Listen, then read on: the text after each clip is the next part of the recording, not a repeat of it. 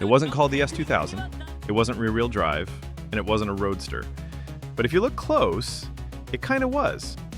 The Honda Prelude, Honda's tech showcase, Honda's experimental flagship, Honda's almost. Some would say it was just a sporty coupe, but others? They'd argue the Prelude was the S2000 before the S2000, the car that had all the pieces but never quite put the puzzle together. So let's ask the question, was the Prelude really Honda's first S-car, or was it just the failed prototype that cleared the way for something greater? In the early 90s, Honda was untouchable.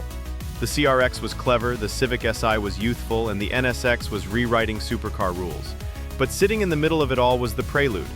The Prelude was supposed to be Honda's grand tourer, comfortable, stylish, a little more grown up. But here's the catch. Every generation of Prelude came stuffed with Honda's newest, wildest technology. The first Japanese car with four-wheel steering? Prelude.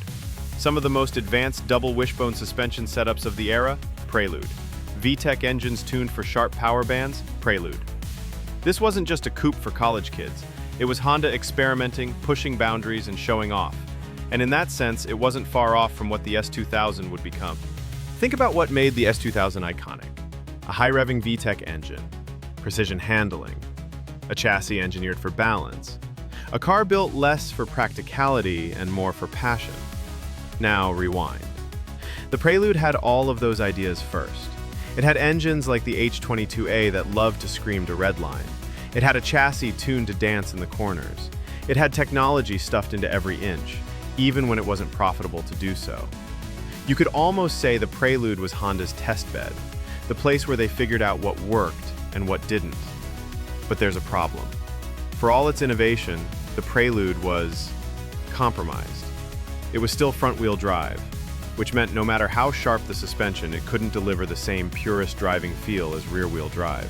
It was too heavy to be a true sports car, but too sporty to be a pure luxury coupe. It was a car stuck between identities, a jack-of-all-trades Honda that never became a master of one. And by the mid-1990s, sales were slipping.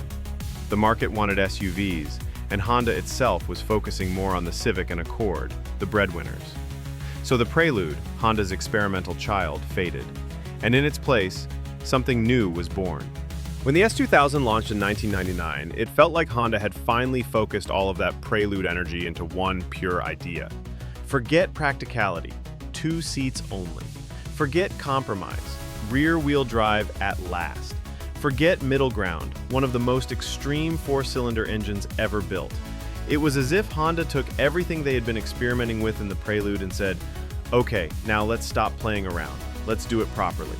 And they did. The S2000 wasn't a half measure. It was Honda finally delivering the sports car enthusiasts always wanted. But here's the kicker. Without the Prelude's decades of experimentation, would the S2000 have even existed? Now here's where opinion comes in. Some people see the Prelude and the S2000 as two totally different cars. One's a coupe, one's a roadster. One's four-wheel drive, the other rear-wheel drive. One was a tech lab, the other was pure passion. And that's true. But here's how I see it. The Prelude walked so the S2000 could run. The Prelude was Honda's almost sports car. It had the spirit, it had the DNA, but it was tied down by compromises. The S2000, that was the uncompromised version, the distilled essence of what Honda had been trying to figure out for years. So no, the Prelude wasn't the S2000. But it was close enough that you could argue the S2000 only existed because the Prelude failed. So was the Prelude really the S2000 before the S2000? Maybe, maybe not. What I know is this. When you look back, the Prelude feels less like a forgotten coupe and more like the rough draft of one of Honda's greatest masterpieces. Sometimes greatness doesn't come out of nowhere. Sometimes it comes out of failure. And maybe the S2000 is just the Prelude's way of finally getting it right. If you enjoyed this dive into the what-if story of the Prelude and how it could have been Honda's S2000, make sure to drop a like and hit subscribe. It helps us keep exploring the overlooked corners of car history.